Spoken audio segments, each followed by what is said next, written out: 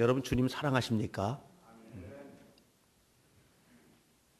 진실한 마음으로 주님을 사랑하며 사시기 바랍니다. 신앙생활이 무엇냐라고 하는 아주 기본적인 질문을 하면 이 질문에 대한 대답은 어쩌면 목사님 식상하다 이렇게 얘기할지 몰라도 주님 사랑하며 사는 생활이 신앙생활이에요. 주님을 사랑하면 그것으로 다 돼요. 정말 주님을 사랑하면 그것으로 모든 것이 가능해요. 제가 개인적으로 제 개인적으로 문제가 있거나 어려운 일을 당할 때 왜 이렇지? 왜 이렇게 됐을까?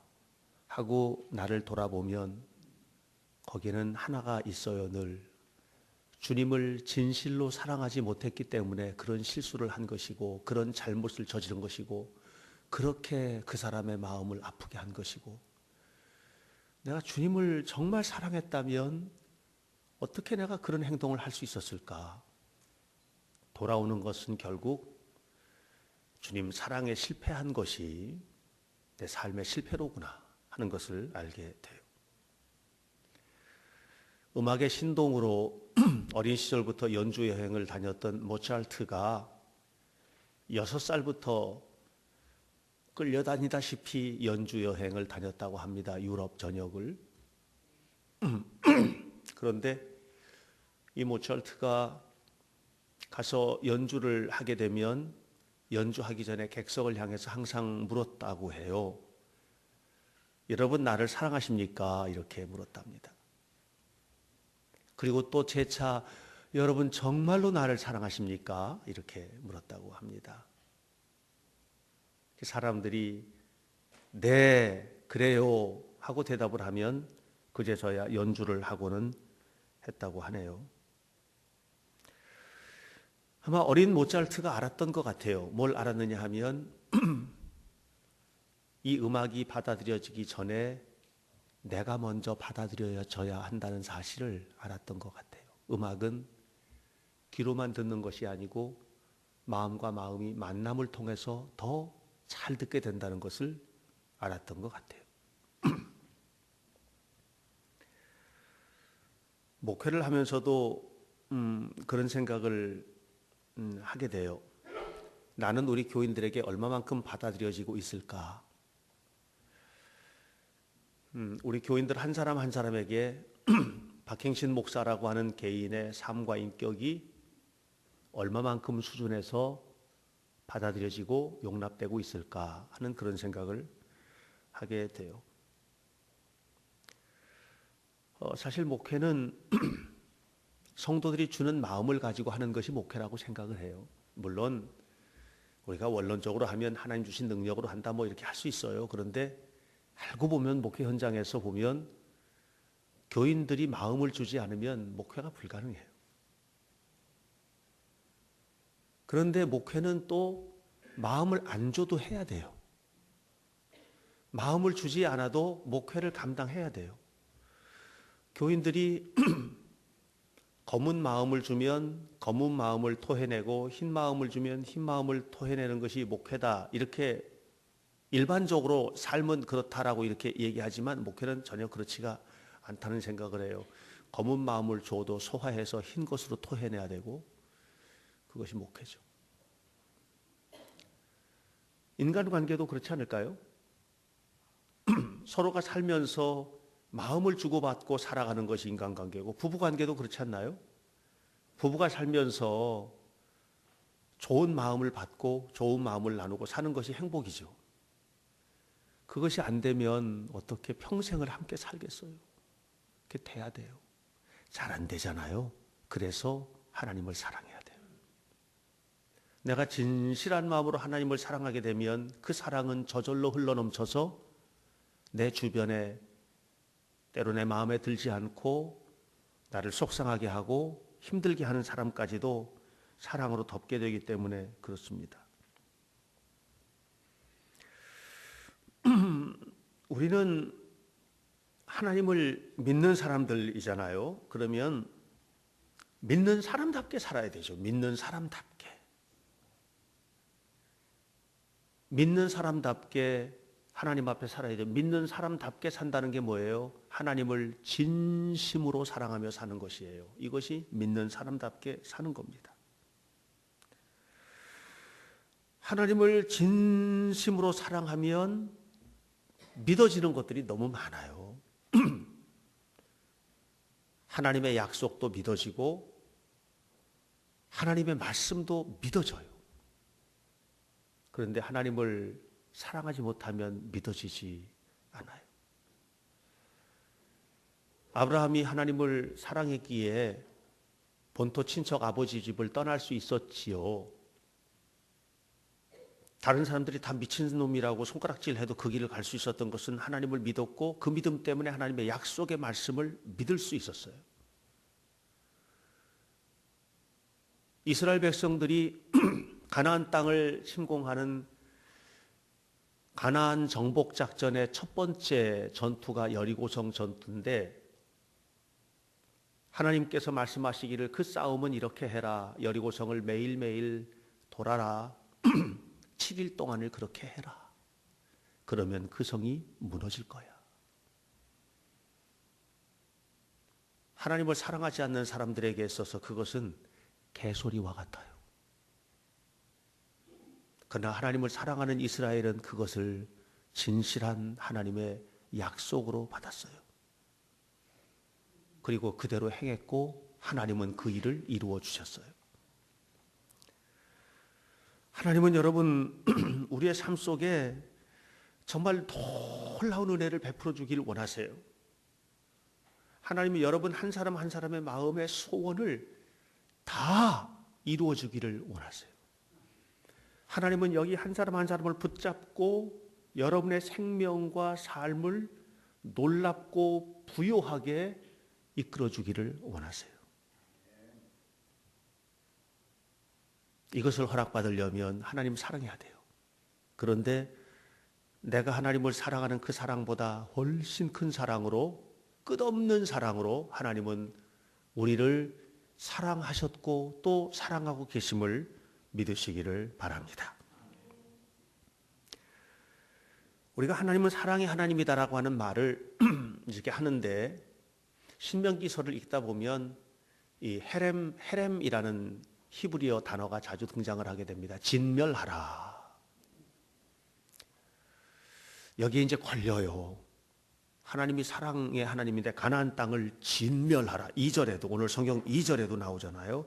그들을 진멸하라.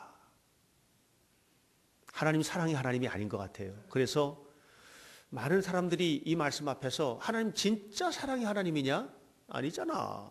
그 사랑의 하나님이면 어떻게 진멸하라고 해. 아주 씨도 없이 다 밟아버려라. 아주 최고 악당들이나 하는 소리지라고 얘기할 수 있어요.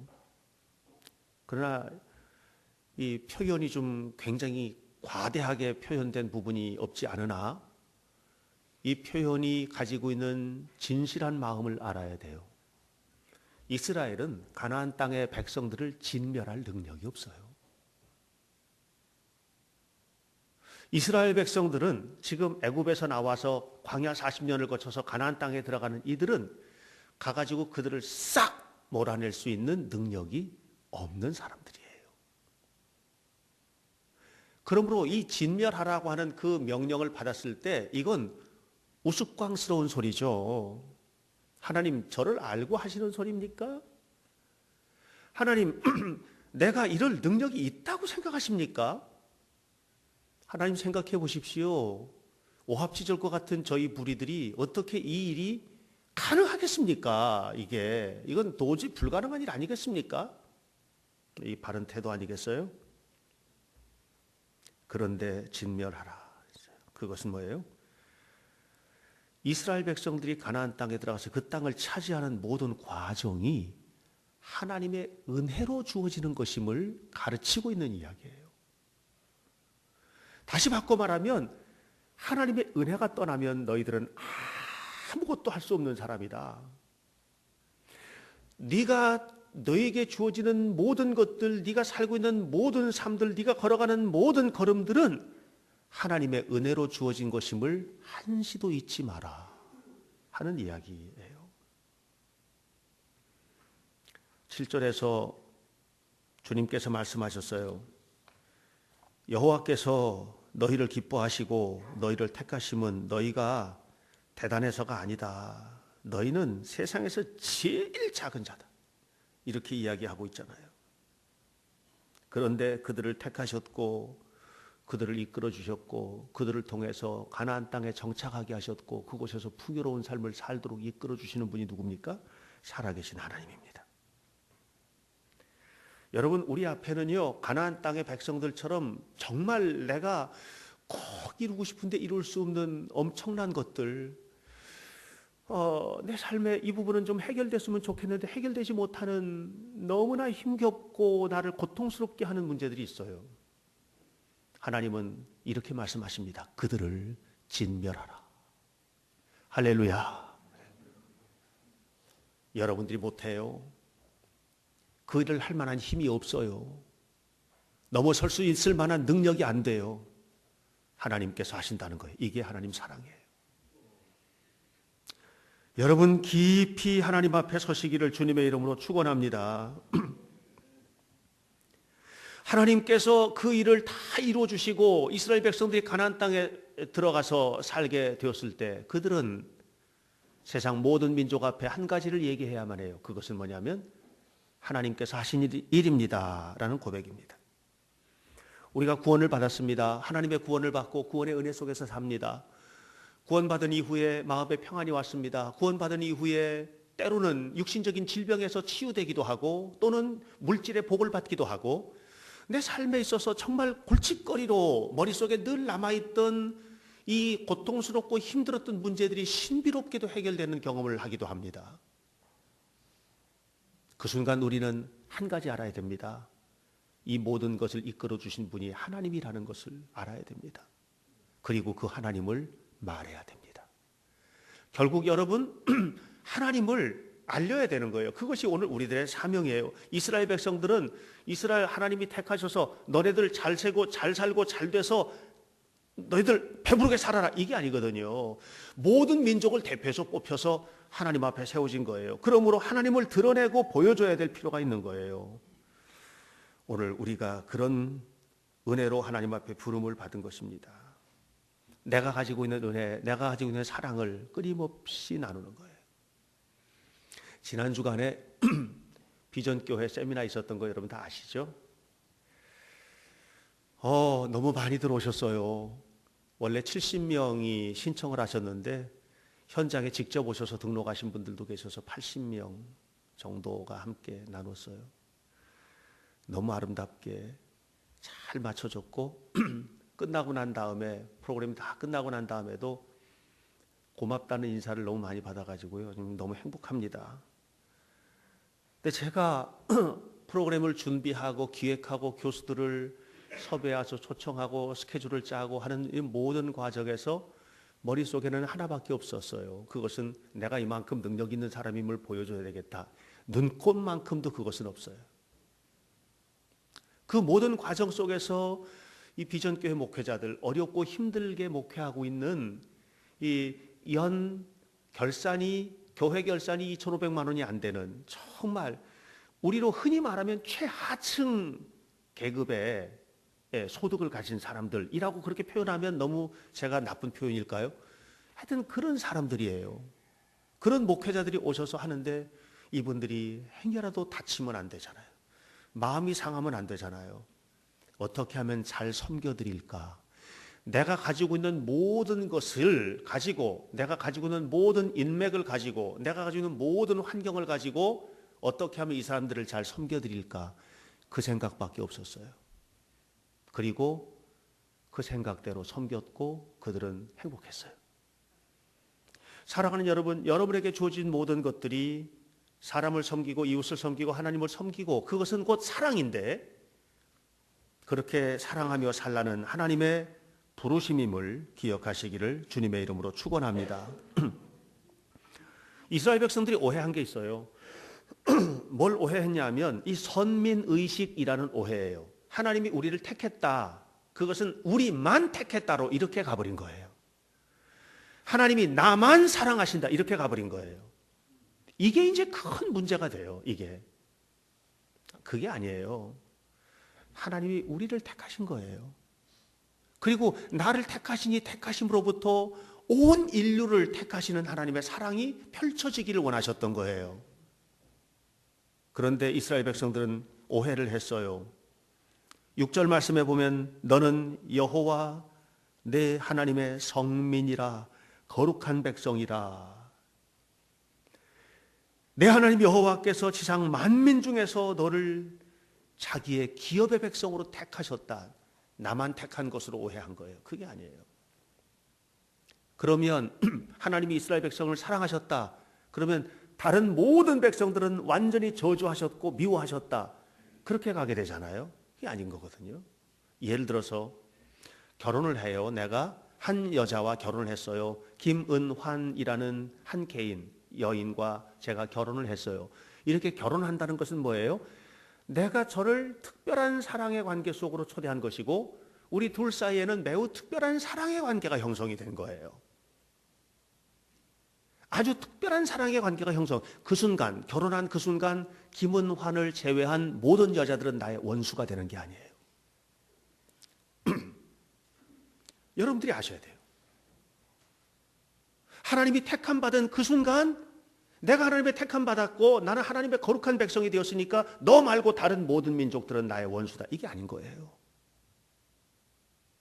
제가요 이번에 세미나 비전교회 세미나 올라가는데 선물 받았거든요. 제 아내에게 발렌타인 초콜릿 선물 받았어요. 발렌타인 초콜릿 속에 편지 써 있었어요. 편지. 그 초콜릿 가서 막 나눠 먹었는데요. 편지 썼어요. 뭐라고 써 있는지 아세요? 닭살 돋을 준비하세요.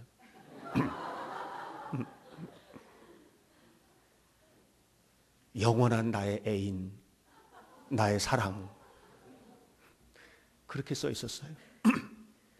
그래서 내 아내가 바라볼 때 세상에 남자는 나 하나밖에 없을까요? 얼마나 많은 사람들, 그 다른 사람들은 다 미워해야 돼요? 아니잖아요. 아니잖아요. 하나님이 우리를 특별히 사랑하신 것은 내가 하나님의 사랑을 알고 하나님이 나를 사랑하시는 걸 아는 거예요. 그 깊은 사랑 속에서 그 사랑받은 그 사랑이 넘쳐요. 저와 제 아내가 깊이 사랑하고 뜨거운 사랑으로 사랑 속에서 살면 그 사랑이 어떻게 돼요? 막 넘쳐요. 행복하면 이웃과도 행복해지고 여기도 행복해져요. 근데 둘 사이 사랑의 관계가 단절됐어요. 그럼 어떻게 되죠? 만나는 모든 관계가 싫어요.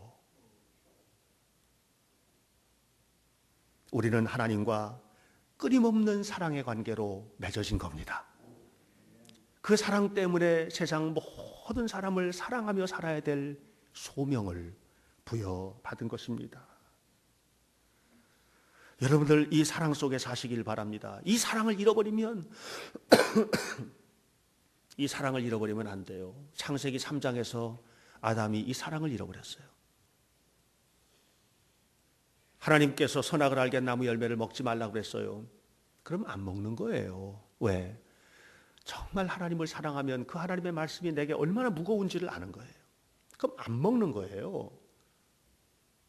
그런데 하나님의 사랑이 식어지는 순간 그걸 먹고 말았죠. 그 전까지 하나님께서 아담아 하고 부르시면 아담아 하고 부르시면 어떻게 했어요? 네 하나님 하고 대답했어요. 그런데 이제는 전혀 다른 관계가 되었어요. 사람들은 말해요. 선악을 알게 하는 나무 열매 따먹으면 네가 정령 죽으리라. 근데 안 죽었잖아요. 그죠? 그래서 죄 지어도 그냥 대충 넘어가는 거야. 이렇게 생각할 수 있어요. 근데 그렇지가 않아요. 여러분, 호흡이 붙어 있으면 사는 겁니까? 아니에요. 아담이 숨쉬고 살았어요. 오래 살았어요. 그러나 그는 죽었어요. 왜? 하나님만 보면 숨는 신세가 되어버리고 말았어요. 하나님이 아담을 부를 때 나무 숲을 사이에 숨었어요. 하나님의 음성이 두려운 거예요. 하나님을 떠난 인생이 그렇게 됩니다. 여러분 하나님 사랑하며 사시길 바랍니다. 하나님을 진실한 마음으로 사랑하며 살아야만 합니다. 하나님의 은혜가 끊어지면 살아도 사는 게 아니에요. 그래서 하나님과의 깊은 사랑의 관계 속에 들어가면 우리는 어떤 사람이 되느냐 하면 다른 존재가 돼요. 나 박행신인데 다른 존재가 돼요. 지금까지 살았던 내 삶이 아니에요. 생각도 말도 행동도 먹는 것도 마시는 것도 가는 곳도 전혀 다른 종류의 존재가 돼요. 이스라엘 백성들은 출애굽 과정에서 세 가지 땅을 경험한 사람들이에요. 첫 번째, 그들은 애굽에서 살았어요. 430년 동안 애굽을 경험한 사람들이에요. 애굽은 어떤 곳입니까? 풍요로운 땅이죠. 모든 것이, 먹을 것이 마음껏 만족할 만큼 문화적으로는 수준도 굉장히 높은 그런 곳에 그들은 살았어요. 그런데 거기서 노예로 살았어요. 노예로 살았어요. 많은 사람들이 물질적인 풍요 속으로 갑니다. 그런데 노예로 삽니다. 너무 안타까워요.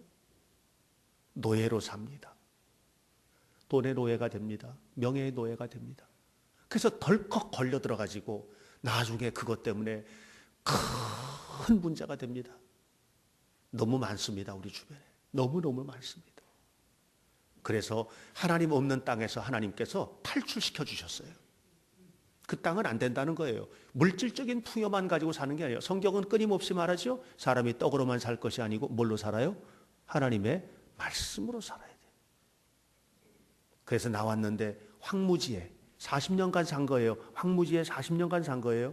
40년 동안을 황무지에서 살았어요. 황무지는 어떤 곳이에요? 아무것도 없는 땅이에요. 아무것도 없는 땅을 40년간 살았어요. 어떻게 살았어요? 기적이죠. 그 기적을 누가 이끄셨습니까? 하나님께서 이끄신 겁니다. 여러분, 하나님을 정말 사랑하면 황무지와 같은 인생에 처해져도 하나님께서 이끄셔요. 하나님께서 이끄셔요. 하나님께서 이끄셔요. 우리 조 목사하고 저하고 같이 이렇게 또 우리 박전수하고 같이 셋이 모여가지고 대화 나눌 때 참 많은데, 그럴 때 우리 교회를 이끌어가는 힘이 뭐냐, 중요한 힘이 뭐냐, 이런 얘기 많이 나눠요. 건강한 신학, 건강한 신학이 얼마나 중요한가. 신학이 뭐예요? 손에 잡히는 것도 아니잖아요. 그게 신학이 손에 잡혀요? 아니잖아요. 교회를 끌고 가는 힘이 교인의 숫자, 교회를 끌고 가는 힘이 재정의 규모, 그럼 이해가 빠른데, 그렇죠? 그런데 건강한 신학적인 기반이 없는 숫자나 재정의 규모는 타락을 부채질해요. 그래서 중요해요. 여러분, 우리의 삶을 이끌어가는 게 돈, 명예, 세상적인 것, 그렇게 됐을 때 타락하기 시작하는 거예요. 우리의 삶을 이끌어가는 힘이 뭐냐 하면 하나님 사랑하는 마음이에요. 하나님 사랑하는 마음 속에 그 마음을 가지고 살게 될 때 우리는 너무 전혀 다른 사람이 돼버려요. 전혀 다른 사람이 돼요. 우리 그렇게 살아야 되는 사람들이에요. 황무지도 이겨내요. 기적과 같이 승리할 수 있어요. 그들이 세 번째 경험했던 땅은 가나안 땅이에요. 그 땅은 그들이 들어가서 사는 땅이에요. 이 땅은요, 젖과 꿀이 흐르는 땅이에요. 말 그대로 물질적으로도 풍요로운 땅이에요. 갈릴리 호수 주변에 가보면 정말 풍요로워요.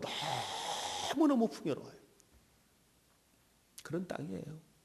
그런데 그보다 더 중요한 게 있어요. 그 풍요로운 땅에서 물질의 노예가 돼서 사는 땅이 아니에요. 그 풍요로움 속에서 하나님의 통치를 받는 땅이에요. 그게 가나안 땅이에요. 저는 여러분들 우리 현대교회 성도들이 물질적으로도 부요롭게 되기를 바랍니다. 부자 되세요. 네. 잘 사세요. 그런데 중요한 것은 그 모든 것이 하나님의 지배를 받아야 돼요. 하나님의 다스림을 받아야 돼요. 여러분들이 만약에 그렇게 살 수 있다면, 정말 하나님의 다스림 속에서 우리가 살 수 있다면 우리의 삶이 얼마나 많이 달라질 수 있을지, 너무너무 많게 달라질 것이라고 생각을 해요. 그래서 중요한 것은 뭔가를 행동하는 사람이 되기 전에 어떤 존재가 되는 게 중요해요. 쉽게 얘기하면 빙산이 있어요. 이렇게 빙산이 있잖아요. 빙산이 있으면 빙산의 밑에 이렇게 있잖아요. 밑에 있는 큰 덩어리, 이 덩어리는 눈에 안 보여요. 근데 대부분은 물속에 잠겨 있어요. 그리고 요 끝에 물 위에 올라와 있는 것은 5%도 안 돼요. 전체의 5%도 안 돼요. 이건 눈에 보이는 거예요. 여러분 보세요. 눈에 보이는 행동은 눈에 보이는 어마어마한 가슴 속에서 나온 거예요. 여러분 눈에 보이는 행동은 그가 살았던, 우리의 눈으로 보이지는 않지만 살았던 엄청난 덩어리의 삶에서 나온 거예요. 이게 바뀌어야 돼요. 이것을 존재의 변화라고 해요. 존재가 바뀌어야 돼요. 삶이 존재의 변화. 이게 뭐예요? B-E-I-N-G, being, 존재의 문제예요. 이것이 받쳐져서 그 위에 뭐예요? doing, D-O-I-N-G, doing, 뭐예요? 행위가 나타나는 거예요. 그런데 변화된 삶이 없이 억지로다가 뭐 기쁘지 않은데 억지로 웃으려고 하니까 얼마나 힘들어요. 예? 마음속으로는 하고 싶지 않은데 목사님이 시키니까 억지로 하려니까 얼마나 힘들어요. 그래서 여러분들의 삶에 있어서 이 거룩한 변화, 이 삶의 변화가 필요하고, 이 변화의 중심에는 항상 뭐가 있느냐? 하나님 사랑이 담겨 있어요. 따라서 하세요. 하나님 사랑합니다. 진실한 마음으로 그냥 따라하지 말고요. 진실한 마음으로 한번 좀 고백해 보세요. 다 같이 하나님 사랑합니다. 그 사랑으로 사세요. 그리고 그 사랑으로 행동하세요. 그 사랑으로 말하세요. 그렇게 하세요. 그렇게 하면 오늘 13절에 보면 그런 얘기하죠. 너를 사랑하시고 복을 주사 너를 번성케 하시되 내게 주리라고 내 조상에게 맹세하신 땅에서 너가 네 소생이 복을 받고 은혜를 받고 내 토지 소산과 곡식과 포도주와 모든 것들이 다 풍성하고 소와 양도 번식하게 되리라 그랬어요. 하나님께서요 축복하신다는 거예요. 그런데 많은 사람들은 이 방식으로 안 가요. 이 방식으로 안 가고 어떤 방식으로 가느냐 하면 아주 나쁜 방식으로 가요. 아주 나쁜 방식은 이런 거예요. 부러지고 꺾여져야만 하나님 앞에 와서 사랑을 고백하는 방식이에요. 부러져야 하나님 앞에 무릎을 꿇는 방식이에요. 얼마나 질이 나빠요. 꺾여져야, 사고가 나야, 그래야 하나님 앞에 가슴을 치고 와서 통곡하면서 저 잘못했어요, 용서해 주세요 하고 얘기해요. 얼마나 나쁜 방식이에요. 그래서 우리 주변에 보면 대부분의 많은 사람들이 형통할 때보다 고난의 때 하나님을 더 찾게 되고, 그래서 하나님께서 자꾸 고난을 선물하시나 봐요.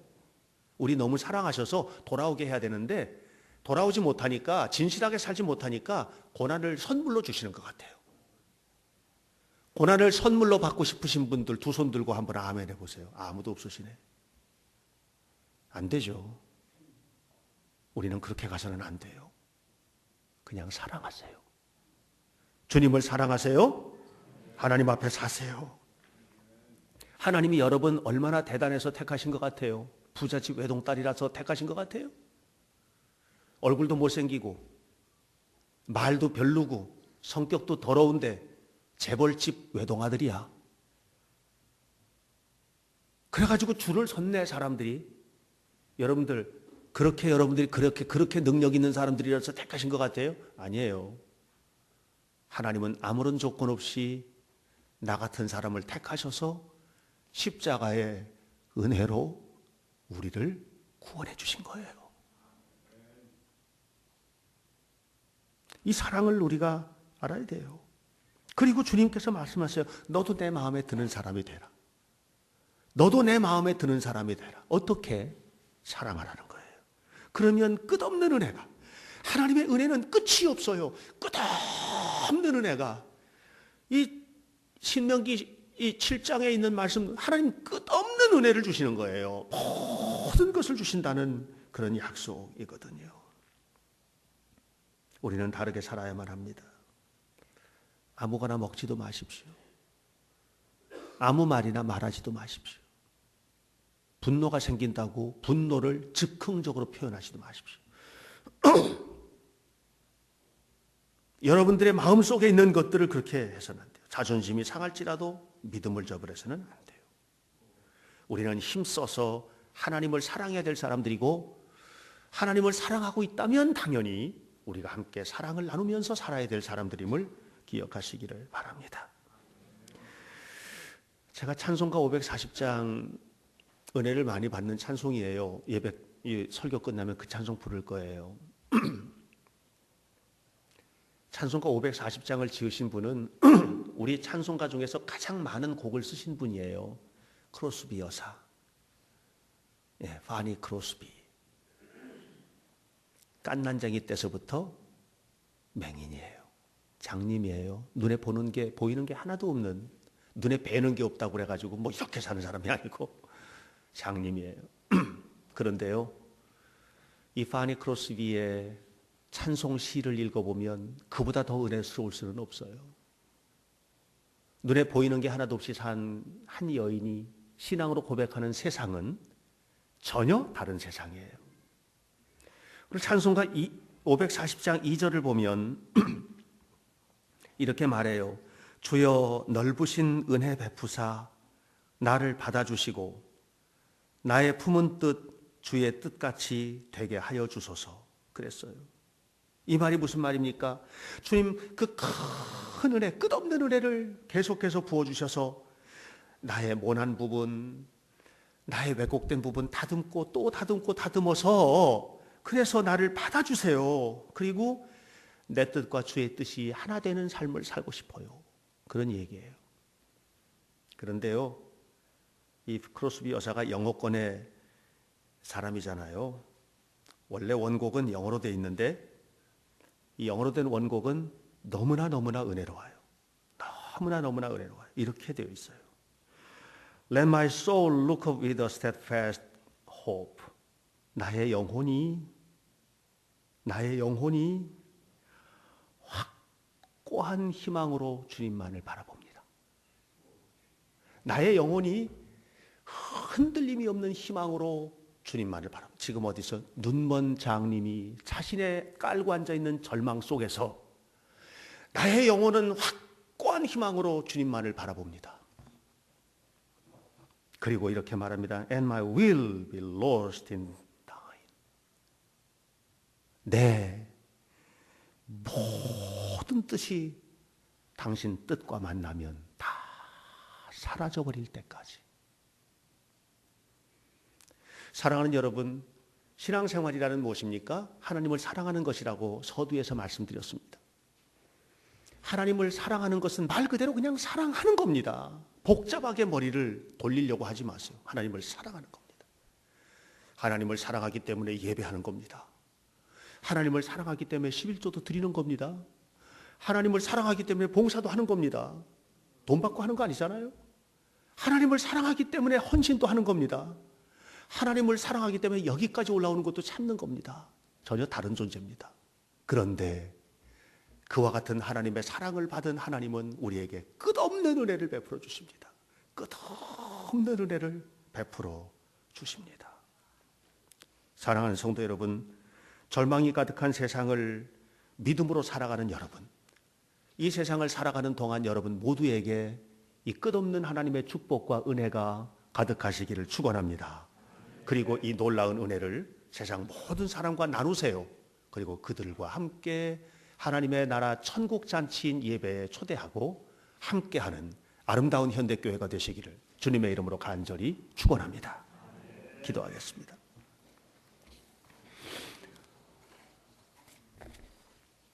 거룩하신 아버지 하나님,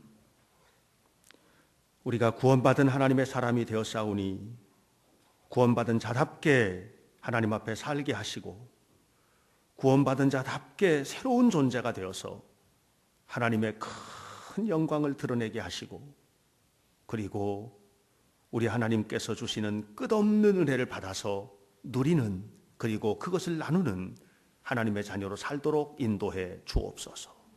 예수 그리스도의 이름으로 기도하옵나이다. 아멘.